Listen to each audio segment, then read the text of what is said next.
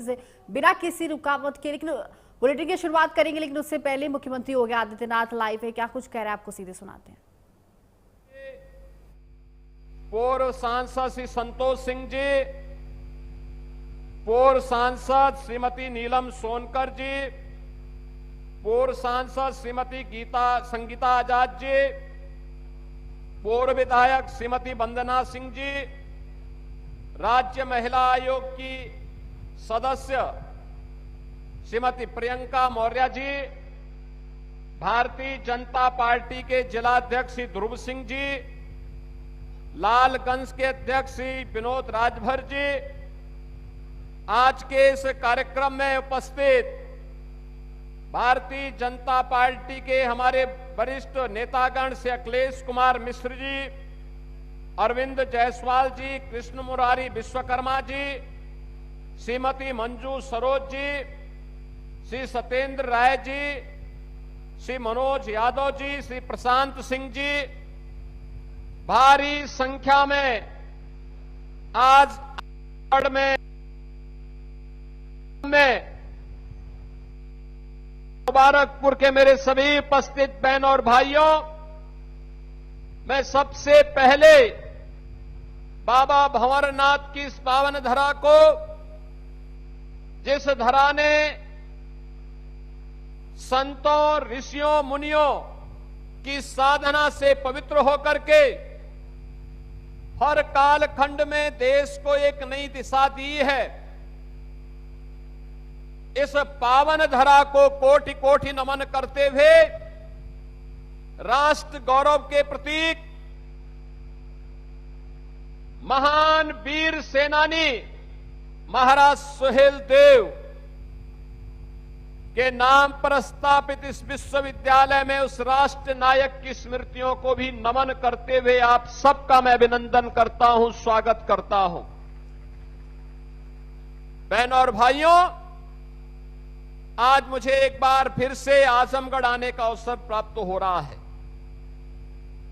मैं सोचता हूं कि आजमगढ़, जिसका अपना गौरवशाली इतिहास रहा हो, ऋषि मुनियों की साधना से पवित्र हुआ हो, साहित्यिक साधना का केंद्र बिंदु रहा हो, देश की आजादी के आंदोलन में बढ़ चढ़ करके भाग लेकर के देश को स्वतंत्र कराने का एक जज्बा जिस जनपद के अंदर रहा हो, वह जनपद जहां पे हस्तशिल्प है, जहां कारीगर है, अन्नदाता किसान है, ऊर्जावान युवा है, वह जनपद पहचान के लिए क्यों मोहताज हुआ है?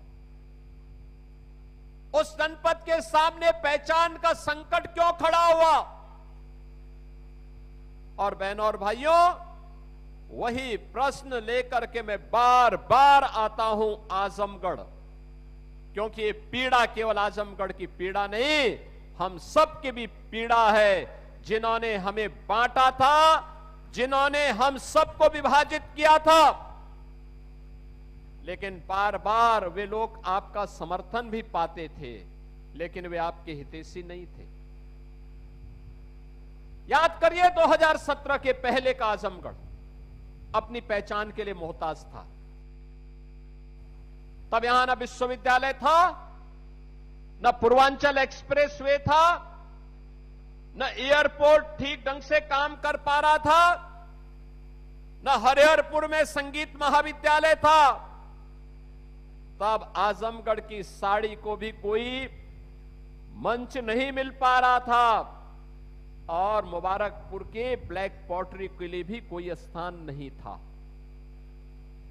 मैं मंच पर आने के पहले एक एग्जीबिशन का निरीक्षण कर रहा था मंत्रियों के साथ में। ब्लैक पॉटरी से जुड़ा हुआ कारीगर और मुझे मिला, और बड़े खुश होकर के उसने कहा कि जब से उत्तर प्रदेश में डबल इंजन की भाजपा और एनडीए की सरकार आई है, हमारा कारोबार कई गुना बढ़ा है, हम भी पैसा कमा रहे हैं, हमारे परिवार के लोग भी और हमसे जुड़े हुए लोग भी सम्मान का जीवन यापन कर रहे हैं। साड़ी वाला मुझे मिला, उसने भी मुझे यही बात कही। अन्नदाता किसान मिले तो वे भी मुझे यही बात कहे। और जो भी मुझे यहां से जुड़े हुए लोग मिले, उन्होंने अपनी एक नई कहानी यहां पर हमें सुनाई। बहनों और भाइयों, आज मैं आप सबसे यही कहने के लिए आया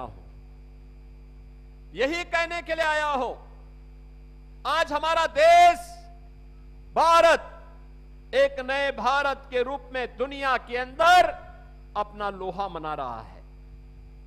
2014 के पहले का भारत कैसा भारत था, आप में से हर व्यक्ति जानता है। वह भारत जो अपनी पहचान के लिए तब मोहताज था, भ्रष्टाचार के नाम पर भारत की पहचान होती थी तो दुनिया के अंदर सम्मान नहीं था। देश की सुरक्षा में लोग सेंध लगाते थे, सरकार मौन रहती थी तो स्वाभाविक रूप से दुश्मन आंख दिखाता था। नक्सलवाद था, गरीब की कोई सुनवाई नहीं थी, उसके लिए कोई योजना नहीं थी। लेकिन आज मैं कह सकता हूं, नए भारत में प्रधानमंत्री मोदी जी के नेतृत्व में आज एक नए भारत का दर्शन हमारी पीढ़ी देख रही है। हम सब गौरवशाली हैं, एक नए भारत का दर्शन हम कर रहे हैं, जो काम कभी नहीं हो पाया। याद करिए, एक समय महाराज सुहेलदेव जैसा भारत का एक अमर सेनानी था, राष्ट्र नायक था। उन्होंने विदेशी आक्रांताओं को नाके चने चबाने के लिए मजबूर कर दिया था और उन्हें नेस्तनाबूद करने का काम किया। परिणाम था, विदेशी आक्रांता भारत की धरती पर नहीं आ पाता था, डर के मारे नहीं आता था। लेकिन जब हम आपस में बंटने लग गए, जाति के नाम पर, क्षेत्र के नाम पर, भाषा के नाम पर, परिवारवाद के नाम पर, परिणाम हम सबके सामने आया और परिणाम इस रूप में आया कि महाराज सुहेलदेव के बाद मोहम्मद घोरी का हमला हुआ।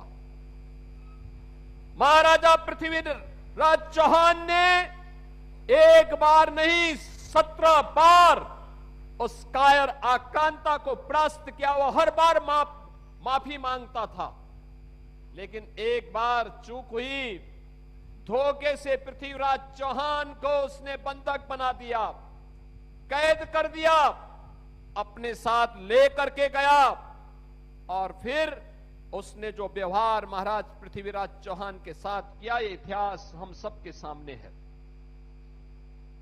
हम वही गलती बार बार करते रहे जिस गलती का प्रमार्जन 1000 वर्ष पहले महाराज सुहेलदेव ने किया था।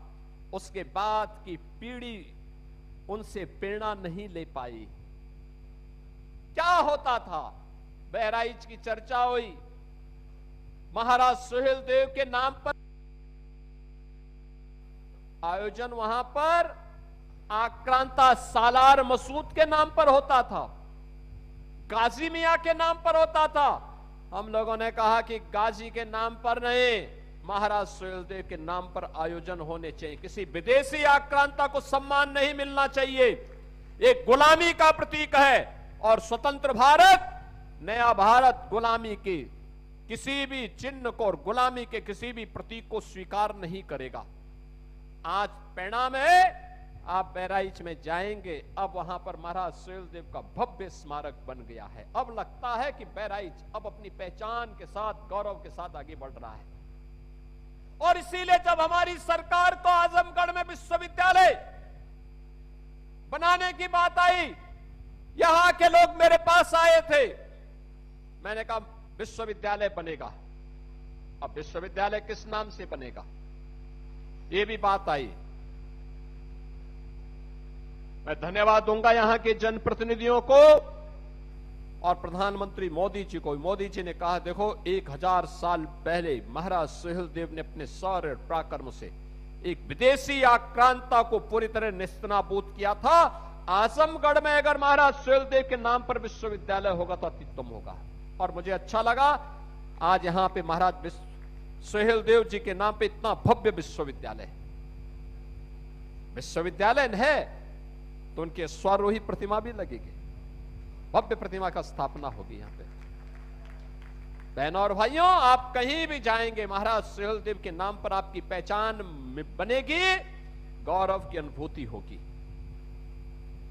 आजमगढ़ में आज आपका एयरपोर्ट है, पूर्वांचल एक्सप्रेसवे है, वाराणसी, गोरखपुर, प्रयागराज, लखनऊ, कहीं भी जाना हो आपके लिए 4 लेन की कनेक्टिविटी है।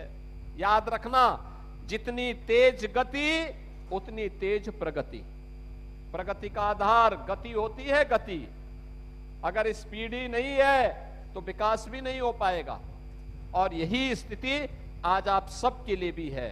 आजमगढ़ की प्रगति के लिए आज ब्लैक पॉटरी को एक प्लेटफॉर्म मिला है, 1 डिस्ट्रिक्ट 1 प्रोडक्ट के माध्यम से।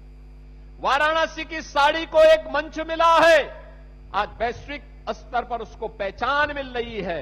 हरिहरपुर का संगीत घराना हिंदुस्तानी संगीत की, शास्त्रीय संगीत की परंपरा को फिर से एक मंच प्रदान कर रहा है। और निरहुआ जैसे कलाकार भी भोजपुरी की मिठास को पूरी दुनिया के अंदर पहुंचाने का काम कर रहे हैं। बहनों और भाइयों, मैं आज आप सबके सामने यही कहने के लिए आया हूं। ये वही तरह है जहां वीर कुंवर सिंह ने 1857 में अंग्रेजों के छक्के छुड़ाने के काम किए थे। ये रागे रागों की धरती है। अयोध्या सिंह उपाध्याय हरिओत जी की धरती है, महान साहित्यकार की पावन धरा है। ये पावन धरा अपनी पहचान के लिए क्यों मोहताज हुई? क्यों हर आतंकी घटना में संजरपुर का नाम आता था?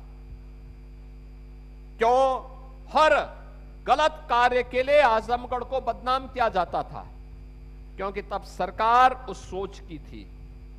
सरकार नकारात्मक सोच रखती थी, अपने स्वार्थ के लिए यहां के युवाओं का दुरुपयोग करती थी। गरीब के लिए न शौचालय था, न मकान था, न स्वास्थ्य की सुविधा थी, न गरीब के लिए राशन की व्यवस्था थी। युवा के लिए नौकरी के बारे में राजभर जी ने आपको बताया, कैसे युवाओं की नौकरियों पे सेंध लगती थी और कैसे उनकी सौदेबाजी होती थी।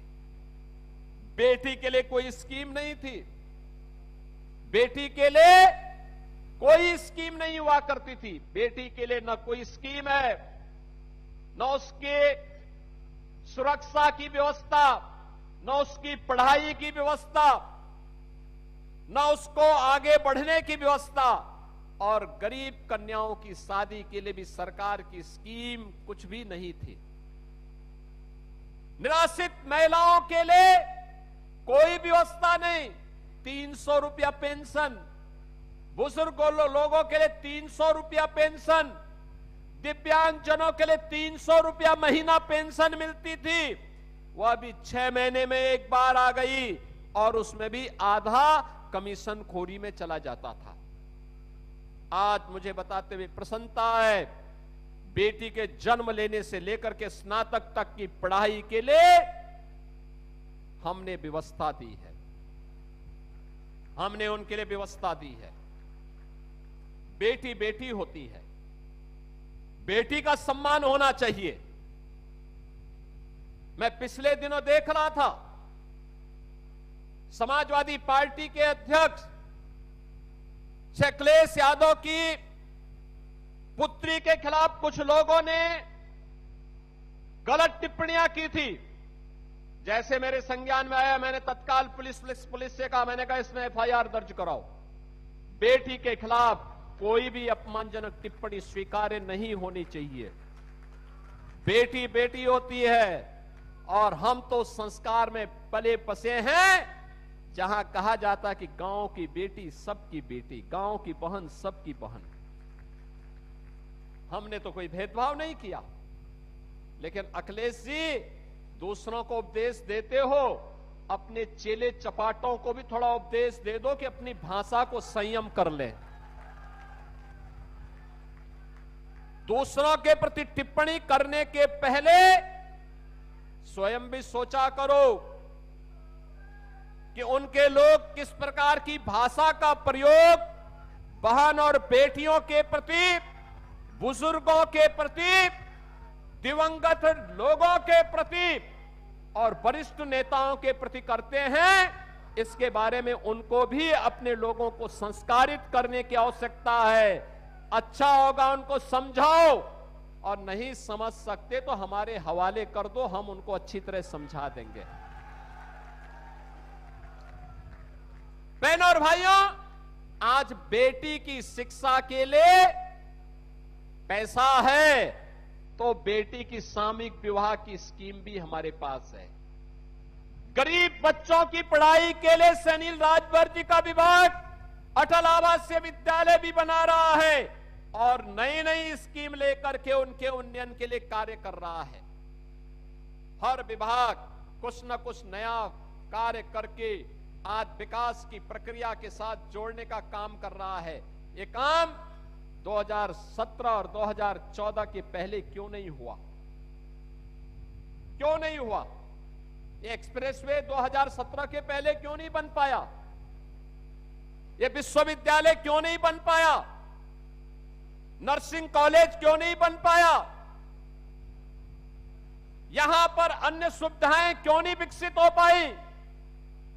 कारण था करने की इच्छा शक्ति नहीं थी। नौजवानों को नौकरी क्यों नहीं मिल पाई? ये कनेक्टिविटी इतनी अच्छी क्यों नहीं हो पाई थी? गोरखपुर जाने के लिए आज तो आजमगढ़ का व्यक्ति यहां से चलता है 1 घंटे में गोरखपुर, मात्र 1 घंटा। वाराणसी जाता है मात्र 1.5 से पौने 2 घंटे में वाराणसी पहुंचता है, 2.5 घंटे में लखनऊ पहुंचता है। यह है आज इतनी तेज आपकी गति बढ़ाने का काम। हर गरीब को सिर ढकने के लिए छत, हर गरीब के घर में शौचालय, हर बेटी की सुरक्षा की व्यवस्था, हर व्यापारी को भी सुरक्षा की व्यवस्था। हमने कहा है बिना भेदभाव के सुरक्षा दे देंगे, बिना भेदभाव के शासन की योजना से भी जोड़ेंगे। लेकिन अगर किसी ने गरीब की जमीन को हड़पने का काम किया, बेटी की सुरक्षा में सेंध लगाया और किसी व्यापारी के साथ भी जबरन करने का काम किया, तो फिर हम उसकी गारंटी नहीं ले पाएंगे। बहनों और भाइयों, आप सबसे मैं अपील करूंगा, नए भारत के साथ नए उत्तर प्रदेश को भी आगे बढ़ना पड़ेगा। नया भारत वैश्विक संकट में भी अपने लोगों को बचा रहा है। आपने देखा होगा कैसे भारत ने ऊर्जा संकट से देश को बचाया है, कैसे भारत अनवरत रूप से इस यात्रा को आगे बढ़ा रहा है। दुनिया त्रस्त है, लेकिन भारत के लोगों को मोदी जी के नेतृत्व पर गौरव की अनुभूति होती है। अभी एनडीए ने मोदी जी के 12 वर्ष निर्वाचित प्रधानमंत्री के पूरे होने पर उनके अभिनंदन के लिए दिल्ली में एक बड़ा कार्यक्रम रखा था। पूरे देश भर से लोग आए थे और सबने अपने अपने यहां की नई कहानी को, नई गाथा को कहा, कैसे देश बदला है और कैसे भारत आज दुनिया के अंदर सिर उठा करके चलता है और दुश्मन के मान में घुस करके दुश्मन को भी ठिकाना लगाने का काम करता है। आज ये नए भारत के अंदर देखने को मिल रहा है। कोई सोचता था, मैं मानता हूं महाराज सुहेल देव होते, अयोध्या में राम मंदिर कभी नहीं टूटता। और महाराज सुहेल देव नहीं थे, हम विभाजित थे, मंदिर टूटा। 500 वर्षों तक हम इंतजार करते रहे, संघर्ष करते रहे, युद्ध पीढ़ी दर पीढ़ी बदलती गई, वर्ष दर वर्ष बदलते गए, अयोध्या में राम मंदिर नहीं बन पाया। मोदी जी के आने के बाद डबल इंजन सरकार ने 500 वर्षों की समस्या का समाधान किया और अयोध्या में भगवान राम का भव्य मंदिर का निर्माण हुआ। क्या यह काम समाजवादी पार्टी कर पाती? मैं पूछना चाहता हूं आजमगढ़ वासियों से, आप लोग राम मंदिर के निर्माण से खुश हैं कि नहीं है? राम मंदिर का निर्माण आजाद भारत में तत्काल हो जाना चाहिए था कि नहीं होना चाहिए था? क्या ये काम कांग्रेस कर पाती? क्या ये काम समाजवादी पार्टी कर पाती? जब ये आपकी आस्था को सम्मान नहीं दे सकते, आपके पूर्वजों को सम्मान नहीं दे सकते, आपके देवी देवताओं का सम्मान नहीं कर सकते, तो आप इनके साथ जुड़ करके कौन सा बड़ा तीर मार देंगे आप? ये कुछ नहीं कर सकते, ये गरीबों का कल्याण नहीं कर सकते, ये विकास नहीं करा सकते, आपकी आस्था का सम्मान नहीं कर सकते, युवाओं को नौकरी नहीं दे सकते। इनको आप काहे सिर में ढो करके चलते हैं? तो बोझा है व्यवस्था के लिए, इस बोझा को ढोइए मत। वर्तमान को सुधारने के लिए और उज्जवल भविष्य बनाने के लिए डबल इंजन सरकार के साथ, डबल स्पीड के साथ आगे बढ़ने की तैयारी करिए। और उस स्पीड के लिए डबल इंजन की सरकार आपके बीच में है। हमने तो यहां 10 विधानसभा थी और 2 लोकसभा है, बीजेपी का कोई नहीं जीता, लेकिन तब भी विकास से हमने वंचित नहीं होने दिया। आजमगढ़ को विकास किया, इस उम्मीद के साथ कि निरुआ जीतेगा जरूर अगली बार। और निरुआ पिछली बार तो जीत गए थे, और मैं उनसे बार बार कहता हूं कि वे कुछ फिल्मों की शूटिंग यहां भी कर लिया करो, यहां भी कुछ फिल्मों की शूटिंग करो, कुछ यहां के नौजवानों को भी जोड़ो, उनको भी नया कलाकार बनाओ। हरिहरपुर के विकास के लिए जिसने कला की हर विधा को आगे बढ़ाया है, उस पावन धरा को भी थोड़ा आगे बढ़ाओ, उनके साथ जुड़ करके वहां के नवोदित कलाकारों को एक मंच दो। आने वाली पीढ़ी कृतज्ञता ज्ञापित करेगी कला का सम्मान करने के लिए। हरिहरपुर को या फिर यहां की ब्लैक पॉटरी को, या यहां की साड़ियों को, यहां के अन्नदाता किसानों को, यहां के ऊर्जावान नौजवानों के लिए एक मंच मिलना चाहिए। और उस मंच के लिए आजमगढ़ को आज तैयार होना चाहिए। आज इन्हीं शब्दों के साथ बहनों और भाइयों, 1000 करोड़ रुपए की परियोजनाएं यहां आज आपको उपलब्ध करवाई जा रही है। केवल 2 विधानसभाओं की हैं, अन्य विधानसभाओं के लिए भी ऐसे ही आएंगे, बार बार आएंगे, क्योंकि आजमगढ़ को सुरक्षित भी बनाना है और समृद्ध भी बनाना है। और इसके लिए हम बार बार आएंगे इस विश्वास के साथ। आप सभी को मौसम की इतनी विपरीत चुनौती आई, ओम प्रकाश राजभर जी बोले कहीं टेंट उड़ेगा तो नहीं, हमने कहा जब तक हम हैं तब तक तो नहीं उड़ेगा। लेकिन मैं धन्यवाद दूंगा कि आप सब इतने धैर्य के साथ इस आंधी तूफान में भी खप बैठे रहे, क्योंकि मुझे एक बार लगा जब बहुत तेज आंधी तूफान आई तो मुझे लगा कि ऐसा ना हो कि हम मंच के लोग ही बैठे रहे और सामने वाले भाग जाए। लेकिन आपने धैर्य से काम लिया कि सेना अडिग है तो सेनापति भी मजबूती के साथ लड़ेगा, मजबूती के साथ इस लड़ाई को आगे बढ़ाएगा। आजमगढ़ वासियों, मैं इसके लिए आप सबको हृदय से धन्यवाद देता हूं। 1000 करोड़ रुपए की इन परियोजनाओं के लिए इन दोनों विधानसभा क्षेत्र के सभी बंधु बांधवों को, सभी नागरिकों को हृदय से बधाई और मंगल में शुभकामनाएं व्यक्त करते हुए अपनी वाणी को विराम देता हूं। और प्रशासन से इस बारे में जरूर कहूंगा कि आजमगढ़ के लिए आजमगढ़ विकास प्राधिकरण के माध्यम से हमें पुरानी जो जेल है उस जेल को एक अच्छे कन्वेंशन सेंटर या किसी अच्छे केंद्र के रूप में आगे बनाने के लिए, बढ़ाने के लिए एक व्यापक कार्य योजना आगे देनी चाहिए। आप सबके प्रति मेरी शुभकामनाएं, धन्यवाद। जय जय श्री राम। बहुत बहुत धन्यवाद माननीय। आजमगढ़ में सीएम योगी आदित्यनाथ का बड़ा बयान सामने आया है। सीएम योगी आदित्यनाथ ने अखिलेश की बेटी पर टिप्पणी पर बयान दिया है। कहा कि बेटी बेटी होती है, चाहे वो किसी की भी हो। हमने मामले में तुरंत कार्रवाई का आदेश दिया। बेटी व्यापारी से अभद्रता की तो हमारी कोई गारंटी नहीं। मोदी जी की सरकार में राम मंदिर का निर्माण हुआ है, सपा सरकार में कभी मंदिर का निर्माण नहीं होता था, ये कहा गया मुख्यमंत्री योगी आदित्यनाथ की तरफ से। ये आपकी आस्था का सम्मान नहीं कर सकते, ये मुख्यमंत्री योगी आदित्यनाथ ने कहा है।